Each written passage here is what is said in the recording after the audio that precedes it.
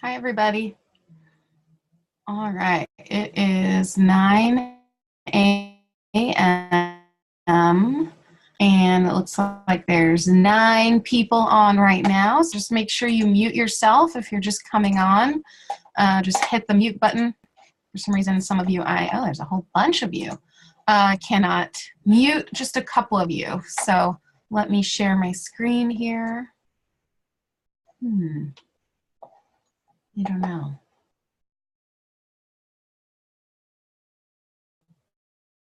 Where's other? Share screen. Let's do the PowerPoint. So, shout out Pierre Bonnard, Wayne. I'm going to start with Wayne Thiebauld. No, let me start with Pierre Bonnard, who is the older of the two artists here. He was born October 3rd in 1867 in France, and I don't know how to say the place where he was born, but it says it on the handout that I gave you. He was the prominent, or his father was the prominent official in the Ministry of War, and he studied law from 1885 to 1888. And then, kind of interesting, it's that he wanted to study art, and he was also attending art classes at the time, but then he failed to win the Prix de Rome, which would have allowed him to go to study at the French Academy. So his failure actually, then he wasn't allowed to go study at that school. And it's just so interesting to think about how his life would have been different if he had won that award and gone to school. And there's so many artists who failed. I mean, I actually have a folder of failures, of rejection letters. And people, I post all the things that I win and the things that I get, but I don't post all the failures that are sitting in my inbox. But the truth is there's a whole bunch of them, and that's just part of being an artist. So, Bonnard is not one of these artists who's super well known, and it's really a shame to me because I do think he's one of the greatest painters of all time. And he doesn't really get enough recognition for the work that he did. But, again, he is highly recognized he had a good painting career, and he sold paintings his whole life. His main subject matter was his wife, Marthe, who, the most famous pictures that Bonnard is known for are the paintings of Marthe in the bathroom, stepping into the tub, stepping out of the tub, in the tub, drying herself off, and then a lot of paintings of his entire home, of his table, his backyard, his kitchen, his bathroom, everywhere. So he just painted his home all the time, and he had one of the smallest studios of any famous artist. He was also highly influenced by Japanese prints. We could also say that about Manet and several other artists who, at the time, there was sort of this influx of learning about Asian art that was going on that really influenced a lot of the Impressionists. So think about that, and as well think of some of his friends. The main one that I like to think about here is Edouard Vuillard, who is someone who I talk about a lot. Both of these artists have similar styles. They were good friends, and they both used a ton of yellow in their work. So he had a great life. This was before the World War. He was, at home enjoying his life. He was painting. He was married. He was in love. He really had a good life. He had a really good life. He had a small studio, but, and most of the time he was out painting his living room or his dining room table anyway. So he would work on multiple paintings at a time, and those paintings can be found all over the world today in many, many collections. Any big museum is going to have some Bonnards, and ask for them. Did you know that you can go into any museum? If you can first look online and look at what pieces they have, and then you can go to the museum. Sometimes it's better to call first. If you want to see a specific piece that you know is not out, they will pull the painting out for you and show you that painting. So just know that just because the painting isn't necessarily up on the wall, but it's on the website, you can always ask one of the attendees or the curators, and they should pull out that painting for you to see. So just a little bit of curator knowledge there. People sometimes don't know that they can ask to see the paintings that are in the back, and then sometimes they take you into the vault and you get to see all the paintings. But Bonnard, his paintings have the sense of happiness. So both of these artists really have this sense of like satisfaction for living the human experience. So that could have been my theme, but I also think they're both colorists. And I think Bonnard is the first person that I ever called a colorist and really understood what that meant. And what that means to me is that the image is, he's like composition and tone and narrative and perspective and line and texture. But the thing that really works for these paintings is the color. It is the way they put the colors together. It is the way they put the relationships next to each other.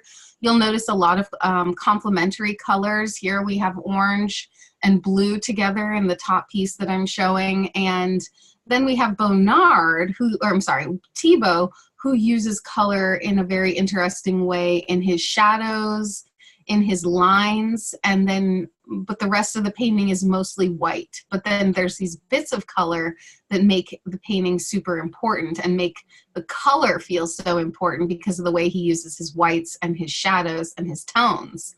So that's Bonnard. Bonnard was living a pretty good life in France with his wife at home, painting his days away. Sounds like a great life to me.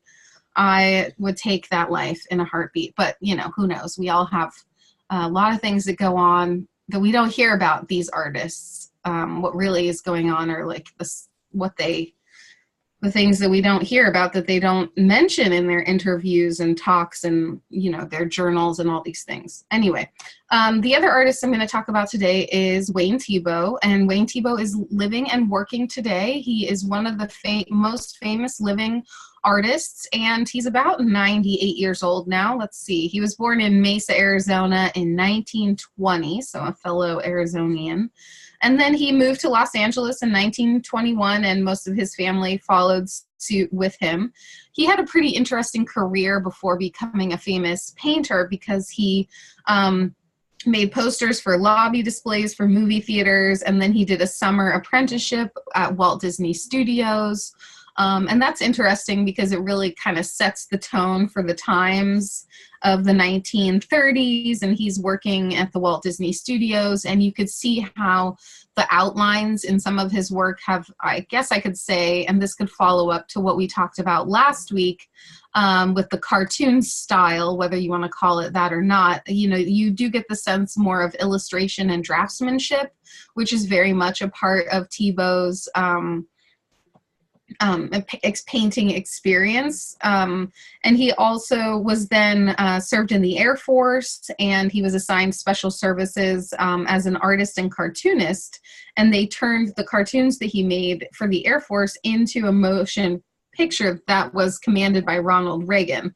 So that's pretty interesting. He did not study art. He did not study painting. He considers himself a self-taught artist, even though he does have some set design experience and drawing experience from jobs that he did. So then in 1949, he studied at San Jose, California University, and then he had his first solo exhibition in 1954, and then he ended up winning a Scholastic Art Prize, and then worked at City College, Sacramento, and I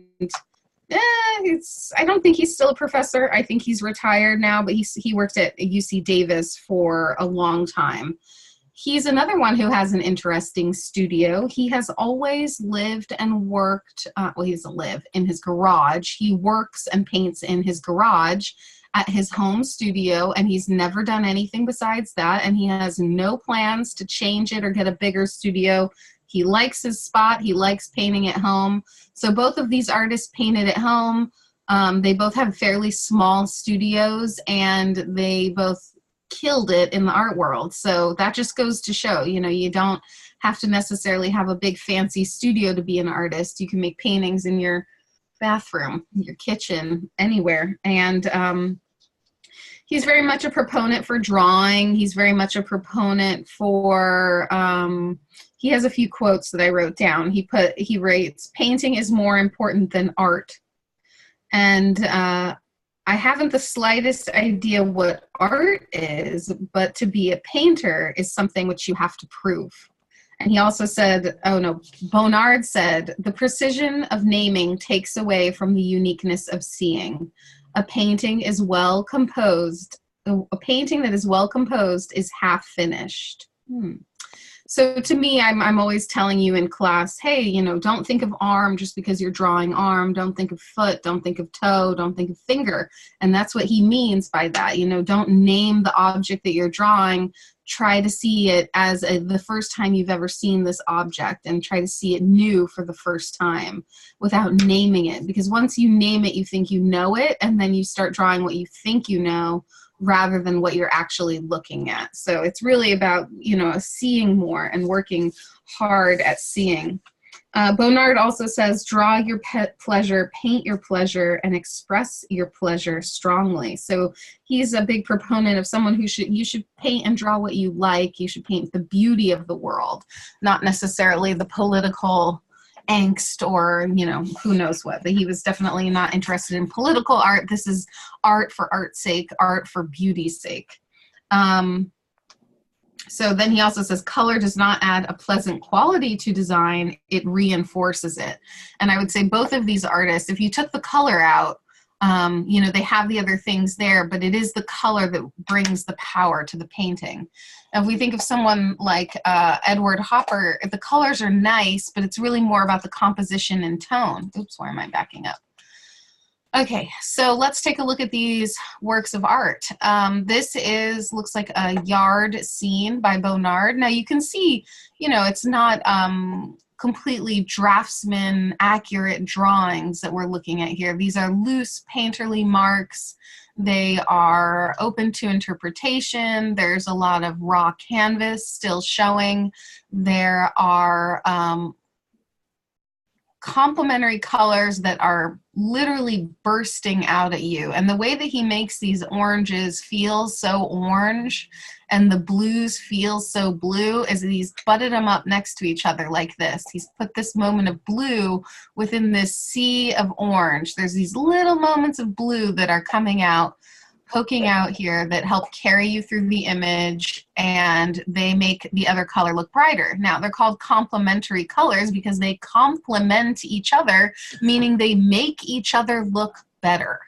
Okay, so we're talking about color a lot these days. So the reason, I mean, it's in the name. It really works. You know, you just smack two complementary colors next to each other and they look brighter and bigger somehow. Now that is also slightly open to interpretation based on how you see color, and everyone sees color slightly differently. Then we have Thiebauld down here with a much more clean painting-like style, although, you know, it's still very painterly. He gets these things really thick. I hope you've seen some in person. If you haven't, I'm sure you'll run into some someday and then say, oh yeah, I know that artist. He lives in the Bay Area now, or up by UC Davis, and his paintings are in the San Francisco airport, and they're in the MoMA, SF MoMA, and they're all over the place. But you can see this is mostly a white painting with a few, but there is a lot of rainbow color going on. Specifically, take a look around the plates. There are these bright lines of greens and oranges, and then the shadows are blues and purples and grays. So there's a warm, cool sensation happening here. We have these very warm, you know, orange frosting next to this cool purpley blue shadow. Again, a subtle use of complementary color. Look over here, we have the blue next to the orange, so this one looks much brighter than, let's say, this one with a lot more white added to the paint. All right, so huffing and puffing. So now this piece here is So what I did is I tried to match these up based more on color. So I was looking for similar green tones or orange tones where the predominant color is shown here, because they definitely did not have the same subject matter to deal with. But since the theme is color, that is okay. So you can see both of these artists, you could actually probably just sample some of these purples and sample some of these purples, and it would be exactly the same. Look at this moment of purple shadow here and this moment of purple sky. It's so clever. It's almost like this is the upside down version of this sliver right here. Same with this one. This is the backwards of this one over here. So it's kind of, I just love to find comparisons like that. These oranges are the same. The white cow and the white ice cream, they both used pinks and purples in the whites. With little bits of orange line. Look at that, orange line all around here. So I don't know if they were looking at each other. Maybe Wayne Thiebauld was looking at this painting when he was painting this, looking at this Bonnard when he was painting these ice cream cones. I have no idea. Or maybe it's just that that's the way they see and that's the way that they feel color, or that's the way they choose to represent their interpretation of the world. But there is a lot of similarities, this green aqua color and this green aqua color up here. And then we have the purple clouds, we have the orange lines with the white, and then we have the orange, tan, orange colors playing with each other here too. So kind of a interesting comparison. And maybe now that you've been in my class for a little while, you start noticing comparisons in other artists' work as well. So if you do and you see two artists that you think would be really fun to compare or contrast, please send me an email about it, because I'm making new artist profiles, class modules for the next semester this summer. So there is no class this summer. I just want to also say that we have 3 more classes and then we're done, and then we'll be back in September. Okay, let's keep looking at some work. Here again, we see that these paintings are very much about yellows, and what we're really looking at is light. What these artists do very well is they tell you where the light is coming from, and they tell you where the shadows and the highlights are based on where the light is in the room. So what we get in this Bonnard, and I love that he signed it up here at the top. How interesting. That's really, I don't know, I like it. Is you see the white hitting her back, so you know that the light is coming from maybe a window or a door over here, and then it's hitting across her face, across the back, her hand, all over this table, and then these flowers are all illuminated by the color that he's put there. He may have started with a yellow background in both cases. They may have started with a yellow ochre background. But other comparisons we could make are the pinks. If you look at the pink of the flowers and the pinks of the ice creams, and how they use blue on the pink to make a purpley shadow and little smart bits of red. Look at that. Look at these little bits of red. How brilliant is that? Now, in real life, you wouldn't see a shadow with a bright red line in it like this stand that the cones are in, and it wouldn't necessarily have a green yellow line on the other side. But for the sake of the painting, we use color to help us translate our experience. And Bonnard's done the same thing. He's used these smart red lines, red and orange lines, just like in the cone. It's orange and red and purple. There's orange, reds, and purples and whites where the light is hitting. And then again, you get the same sense of these purpley cool shadows. So you would think, you know, just like in the summer when you walk under a tree and it's 10 degrees cooler, you can think of your colors that way too. Wherever there's shadow, you're going to have a much cooler feeling. Whereas where you feel the sun is hot, and you get the sense that there is a lot of light shining on these ice cream, and they probably don't have much time before they're going to melt.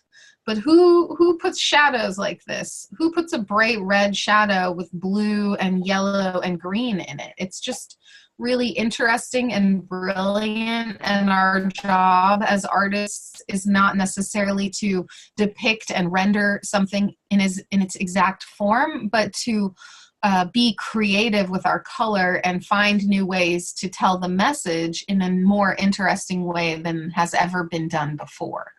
So that's, you know, a very simple task. Just kidding. Sorry, some of these images are a little blurry. Again, with the newer artists, they've copyrighted their images. So when you try to save it, it just shrinks it down to a tiny little photo, which is impossible to see. But you can still read the tones in this painting. And it actually seems like it's a limited palette. Maybe he did use a limited palette, or maybe I just think he did because we did limited palettes in landscape this week, and that's what I'm thinking about, because I thought, oh, you know, those colors are blue. It looks like blue, yellow, black, and white, really, that he made this painting out of. I could be totally wrong, but it's a little more subdued than normal. And but either way, we have these sort of like dusk moments. This one looks like the desert, California farmland where they grow all the oranges. If you ever drive through California where they're growing all the oranges, it looks just like that. And in France, I've never been to where he lived, but you can go to his studio and you can visit his home in France. So if you, in Caen, I believe. So if you ever go there, please take pictures and send them to me so I can use them in this PowerPoint. Maybe I'll go someday. Look at this brilliant use of negative space here in between these plants. He's really carved out this beautiful shape by looking at the negative shapes around the forms, and then he's done really subtle uses of complementary color. These are sort of blue-gray clouds hitting up against orange-yellow sky and pastel, and then he's done a green, but he's stuck reds all around it, red here, red pinks here, in order to make those greens look even brighter. So play with your complementary colors this week. See if you can make a really bright painting that way using your tones and using complementary color.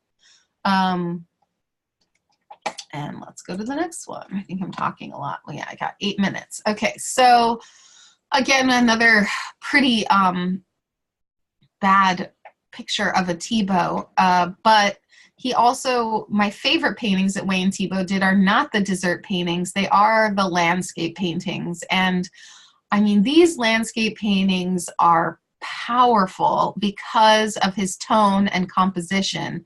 You know, he's got all these bright whites in there, and you really get the feeling of that California sky and California sun just pounding down on you with those intense darks that come into play and all the beautiful foliage that we have in the hills. So if you go to the San Francisco airport, you can look up some of these. And again, Bonnard using his color palette. And I do really wonder, what color was that wall? Did he choose to change the color of the wall for the sake of the painting? Did he actually paint the wall in his home so that he could see what it looked like? Or was it maybe a white wall and he decided to paint it yellows and greens? Or maybe it was wallpaper. Again, I don't know, but a really good example of the use of greens and yellows and whites, with little splashes, again, of reds and blues as the carrier colors. So people think of red as such a powerful color that you can only use, you know, you have to make an apple red, you have to make, but you can't put red everywhere. But they do. They put red, little bits of red line all over, in the shadows, in the table, in the tapestries, over here in the shadows. The bushes actually a lot of times have a lot of reds and browns in them, which makes for more exciting paintings. Just because this wall is white in real life doesn't mean he had to paint it white. I really don't know what color the wall is, but you know, it makes you think, you know, you could try, maybe he painted it yellow first and then he painted it green. Looks like there's some purples back there, blues. Or maybe he was just trying to get the texture of the color. Either way, this painting is mainly the bottom left corner that he's worked in, and the rest of it is a plain wall. So that was an interesting composition choice, just as well as this one's a very cropped image of a landscape, and it kind of looks like he's really zoomed in on this cliffside here. Another choice of composition.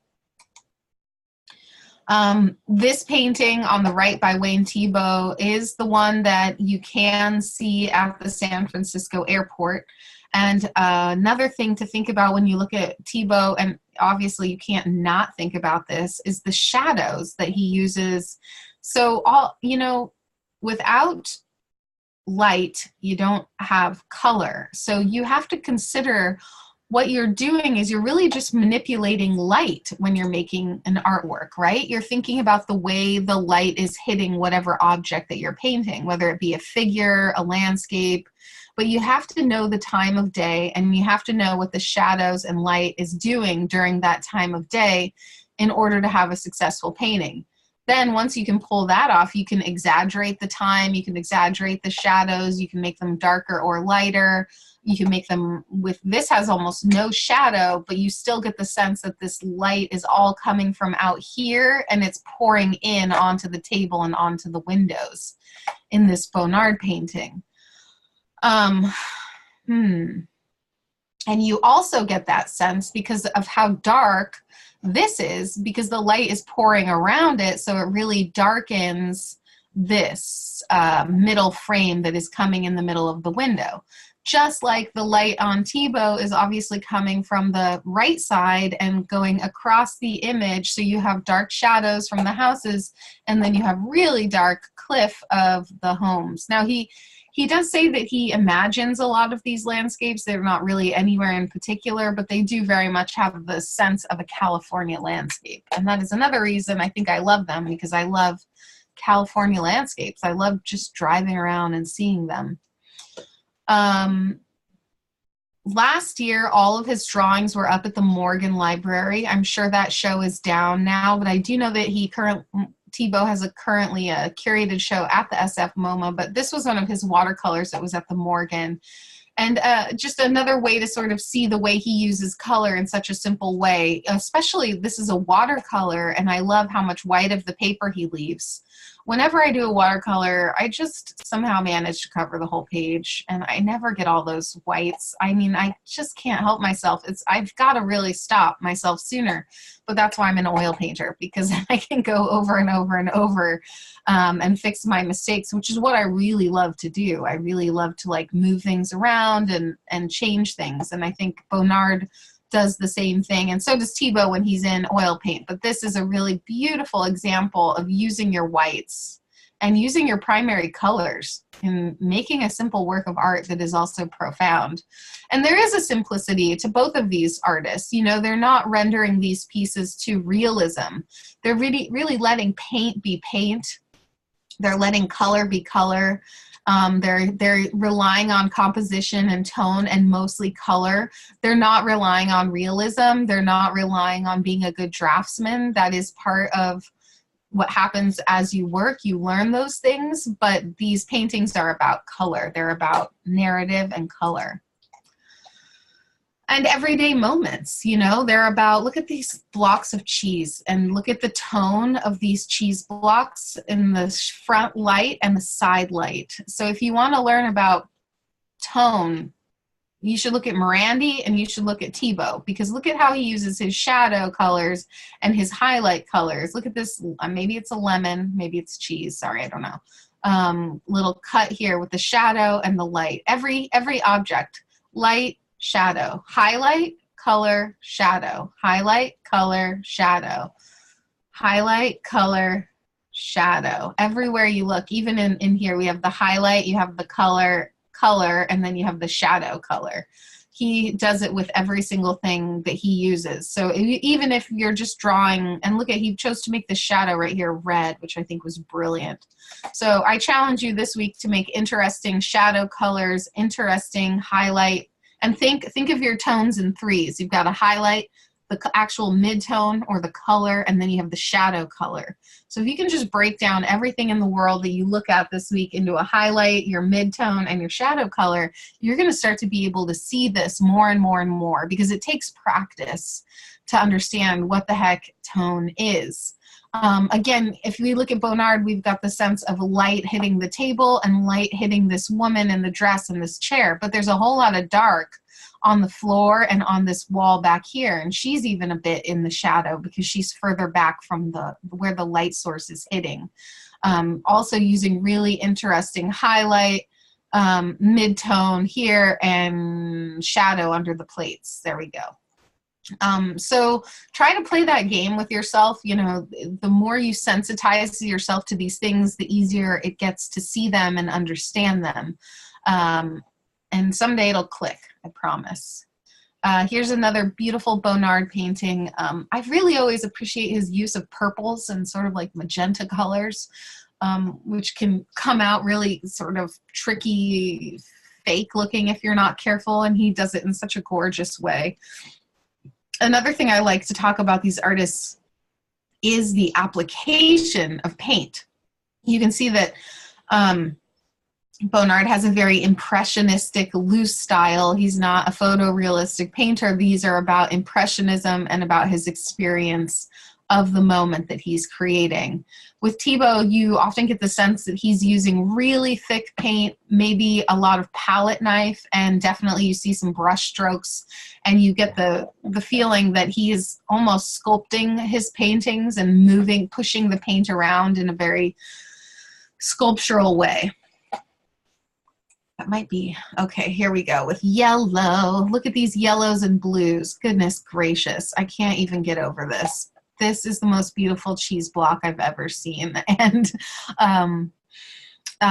cheese blocks are an interesting, painting food in general is an interesting choice, but look at how many yellows he's gotten in these slivers. There's yellows and oranges, there's gold, white gold, yellow, orange gold, orange, dark orange, and almost like a red with blues. I mean, this is the most simple form and so profound, and mostly white with blues and yellows and oranges, which again are complementary colors. And then he snuck in these little bits of reds just to keep us guessing and surprise us. He's always surprising us.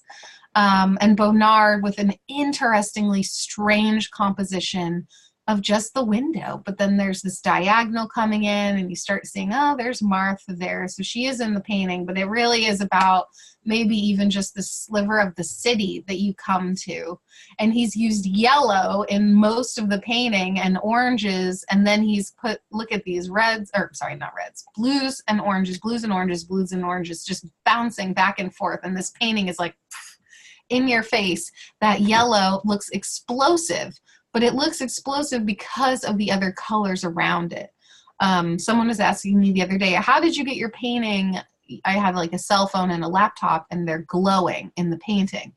But they're not glowing. It's just that I used white and light green to make this light green neon color, but then I painted everything around it much darker, which then it made it look much brighter because of the darks and the tones around it.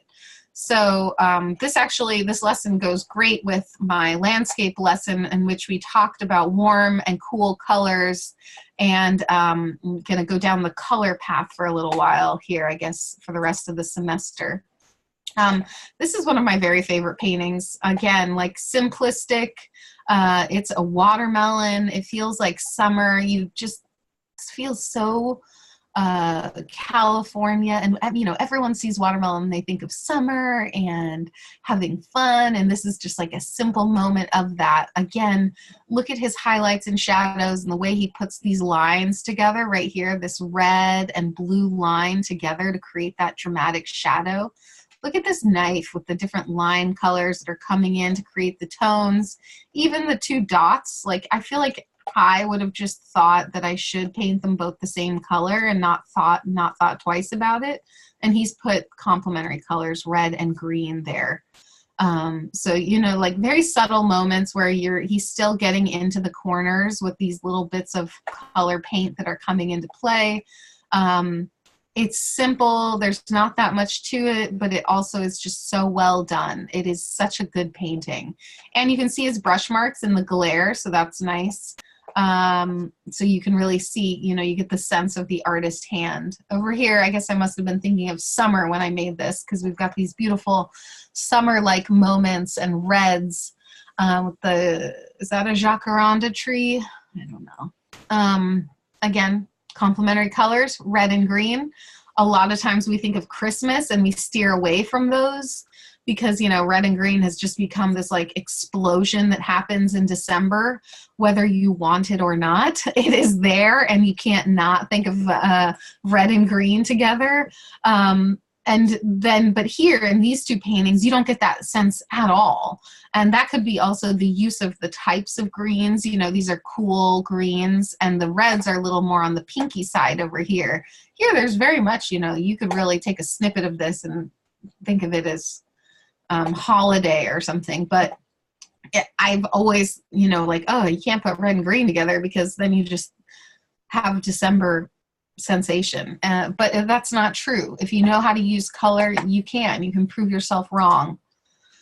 Here's the painting of Bonnard's wife, Marthe, in the bathtub. That is the most famous painting, most well-known painting that he's known for. And you really just get the sense of his use of color here with the orange. It's sort of an explosion of color with the, again, yellows and blues, oranges and blues, reds, purples, and a lot of white in both of these.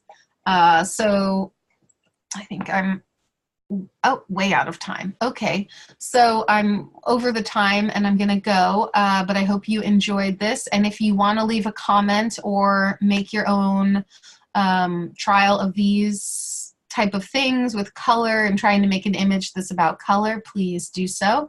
Maybe throw in some complementary color there.